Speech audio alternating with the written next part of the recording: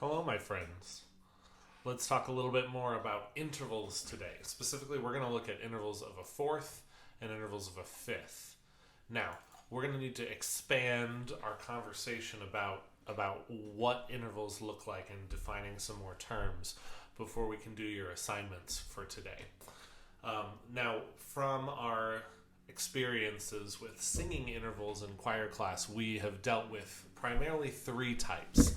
There's minor intervals, there's perfect intervals, and there's major intervals. The three right here in the middle. And of course, from that, we know that seconds and thirds can be major or minor, but not perfect. And fourths and fifths can be perfect, but not major or minor. Same thing with sixths, sevenths, and octaves. Sixths and sevenths can be major or minor, but not perfect, whereas octaves are perfect, so they can't be major or minor. Now, of course, this does not give us a complete picture of intervals, and we're going to need to expand that view a little bit today. So we're going to talk about diminished and augmented intervals today.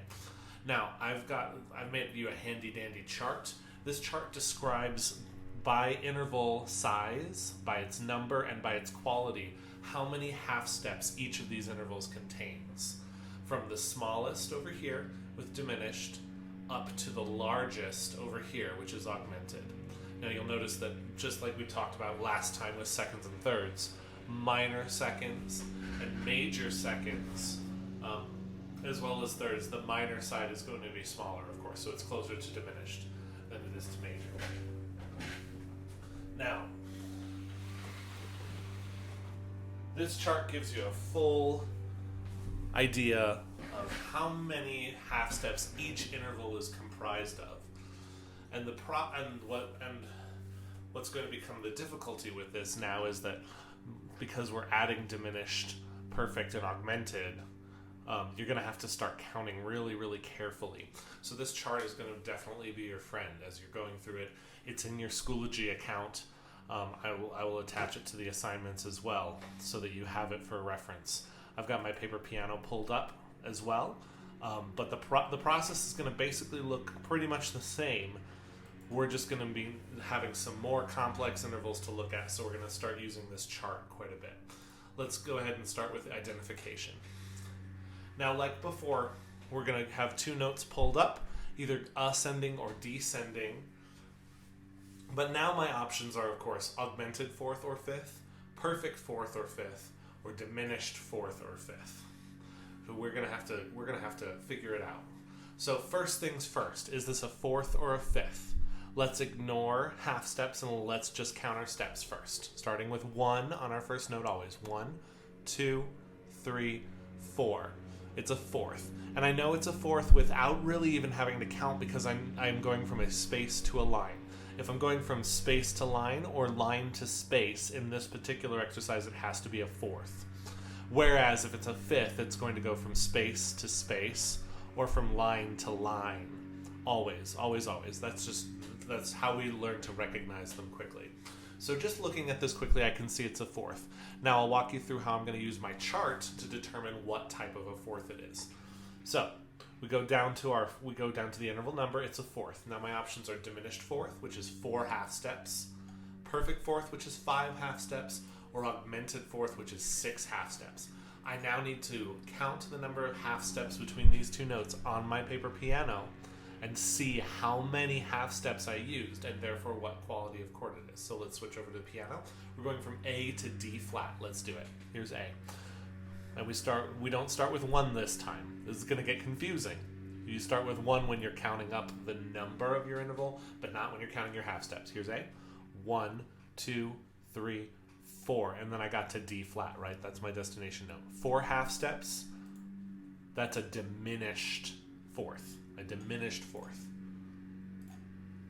And there's my answer right there. Easy peasy, lemon squeezy. You're going to click it again to move on to your next one. Looks like we have another fourth here. I'm going from a line to a space this time. Let's count it to make sure.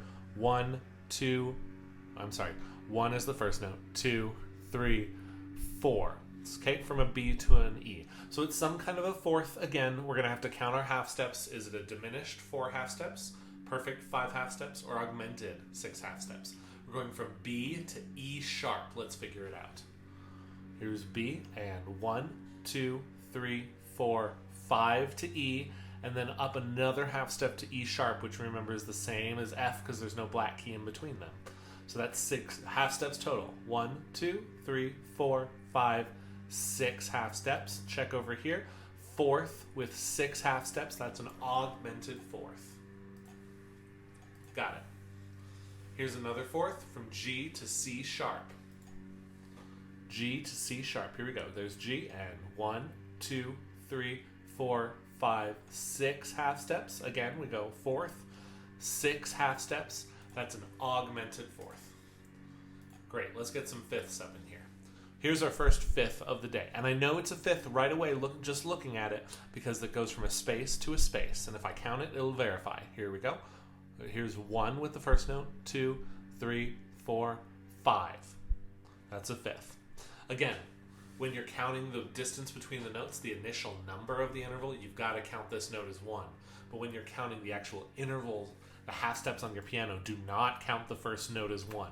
That's why, to me, it's better if you can just recognize, oh, space to a space, that's a fifth, or line to a line, that's a fifth, or if it's not, if the two notes are different, then it's a fourth in this case. Okay, so we got a fifth. Now we got to count our half steps. Now numbers are different for fifths. Diminished fifth is a sixth. Perfect fifth is 7 half steps. Augmented fifth is 8 half steps. So we've got a different assignment for counting. We're counting from A to E. Let's do it. Here we go. And 1, 2, 3, 4, 5, 6, 7 half steps. Go back to my chart. Fifth, 7 half steps. That's, my friend, the perfect fifth. That's our basic fifth. Now, it is an indicator to me, because I'm experienced with reading music, that there's no accidentals on this note. That tells me it's more likely to be a perfect fifth. But that's not always the case. You can't just look at the accidentals to tell. You really have to count your half steps. There's a perfect fifth. Let's do one more. Looks like another fourth. We're going from a space to a line, and we're going down this time, so we're going to have to count the other way. But my half steps still apply. It's still the same steps. Okay, we're going from F to C in my bass clef. Let's count it down. Don't count the first note. 1, 2, 3, 4, 5 half steps. Fourth with 5 half steps is a perfect fourth. Doesn't matter which way you're going, the number of half steps is what determines the name of the note. Whoops. Haha. Perfect fourth. There we go.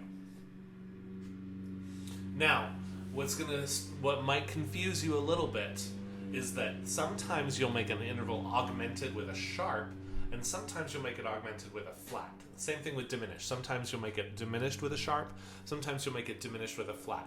What's important to remember, especially when you're constructing these intervals, which we're going to get into next, an augmented interval is just an interval that has been made bigger in some way, and a diminished interval is one that's been made smaller. So if you're going up, if you're doing an ascending interval, usually you'll make it bigger by using a sharp. You'll make this note higher and augment it this way, and then you'll diminish this note by making it lower with a flat. But if you're descending, you're going the opposite way, you're going to use the opposite symbol, right? So I want to take this interval, a descending interval, I want to augment it, I want to make the space bigger. I'm going to use a flat and lower this note. That made the space bigger between the two notes, so it's augmented, even though I used a flat. Same thing, I want to diminish this note, I will add a sharp. I'll make the space smaller in between them. So do not get hung up on sharp or flat. Figure out whether the interval is being made bigger or smaller by counting your half steps. It's critically important. Okay, let's construct some of these now. Again, it's going to look pretty much the same as it did when you were doing major and minor thirds. Now this one's asking me for a diminished fourth. Okay, I'm going to take my process basically in the opposite direction. So first of all, we were going down a fourth. So let's make that happen with our little arrows. 2, 3, and 4. Going from a space to a line, so that's my fourth. I got it. Now I've got to check my accidentals. I'm starting on D flat, and I'm going down a diminished fourth. So let's check our half steps. Fourth, diminished, I'm going down 4 half steps from D flat. Let's do it. Here's D flat, down 4 half steps. 1, 2, 3, 4. And I landed on normal, plain old A, which is where I'm already at. So I can put a natural on it. But that, again, is going to count it wrong because that's an unnecessary natural. So just leave it blank. Submit it that way. We got it. Okay, let's make another diminished fourth. This one's starting from C, it looks like. So let's make our fourth first. 1, 2, 3, 4. From a line to a space. Fourth diminished, that's 4 half steps. Okay, from C, we're going down 4 half steps. Here we go. 1, 2, 3, 4. Now this time I'm landing on a black key. Now this black key is A flat or G sharp. You have to be careful here. When I go down a fourth from C, it has to be some type of G. So I could say, well, I went down 4 half steps and I made an A flat. But that's not a fourth, right? That's a third if we were to actually count down our lines. Because this is 1, 2, 3. That's a third if I spell it this way. So I have to spell it as some kind of G. Therefore, it has to be G sharp, right?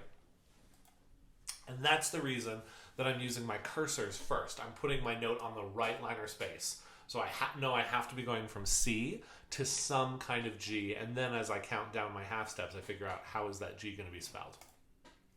Here's a perfect fifth going up. We're starting on D flat. Let's check our chart. We're going up a perfect fifth. That's 7 half steps. Let's build it here first. Okay, there's 1, 2, 3, 4, 5. It's a fifth, so it's line to line. We're good.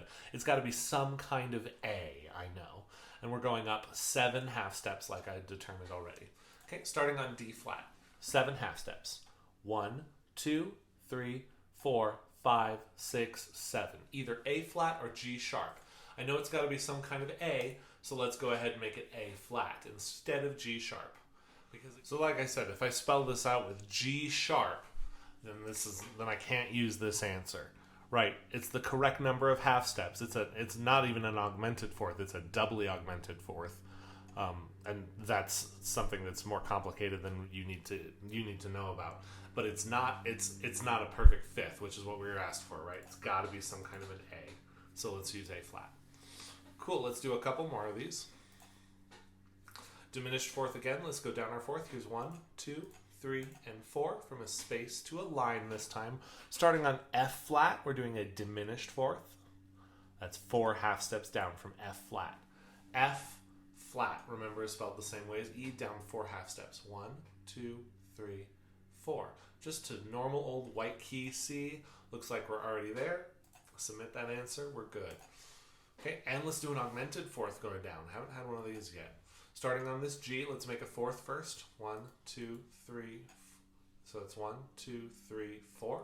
Line to a space. So it's got to be some kind of D. Okay, starting on G, we're making an augmented fourth. 6 half steps. Let's count it down. 1, 2, 3, 4, 5, 6. Landed on this black key, either D flat or C sharp.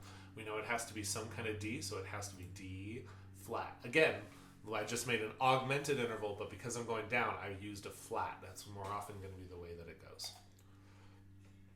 Okay? Nothing more complicated here than what we were doing with our major thirds and our major seconds and those sorts of things. You're just counting the number of half steps to take you down. So you're going to be using these 2 lines of the chart consistently. Again, to review the process, when you're constructing an interval, first move the note up or down the correct number of spaces to get the correct number that you need. Second, check your chart. I'm making an augmented, so a fourth, and then what quality? Augmented. That's the number of half steps I need. Third, go to your paper piano, step yourself up or down the correct number of half steps, and then go back over here and add your flat or your sharp to make the interval the way it needs to be. Okay, happy trails, prospectors.